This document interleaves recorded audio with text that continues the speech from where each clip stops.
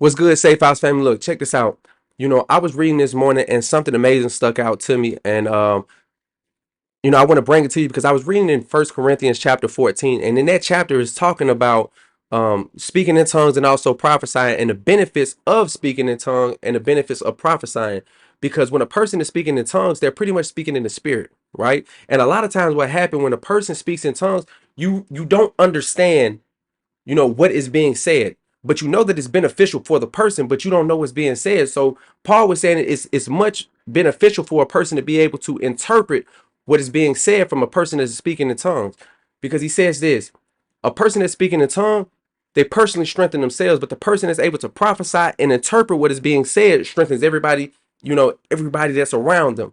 And so what really stuck out to me, it came from chapter 10. It came from verse 10. And it says this: there are many different languages in the world, and every language has a meaning. But if I don't understand a language, I will be a foreigner to someone who speaks it, and they will be a foreigner to me. And a lot of times, this is what happens inside of relationships and marriages, right? We begin speaking the language, i.e., a love language that our partner just doesn't understand, and it's hard for them to receive. And so now you're getting frustrated with them, like, why don't you understand what I'm saying? Why don't you understand what I'm doing? Because that's not the language that they need to understand. Yes, your language may be gift giving, but theirs may be quality time. So it's not to say that you can't give those gifts, but you need to be able to spend quality time with her as well. Because you need to be able to put yourself in a position where you can speak both languages. And a lot of times we fail to do that because we want to give a language that we want to receive.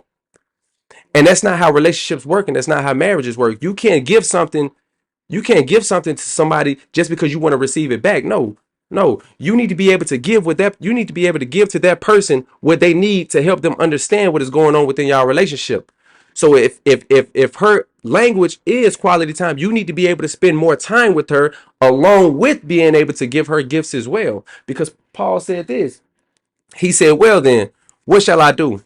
I will pray in the spirit, and I will also pray in words I understand. I will sing in the spirit, and I will also sing in words I understand. Because he said this: for if you praise God only in the spirit, how can those who don't understand praise along with you? Right? And so that's the same thing inside a relationship.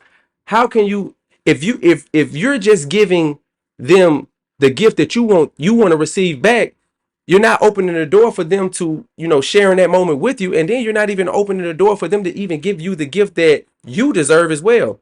So now you're making yourself a foreigner to your partner, and you're making her a foreigner to you. We have to be able to speak in the languages that both people need to allow that relationship to grow, or that marriage to grow in the way that God needed it to grow. So I hope that was beneficial for somebody, man. I love y'all.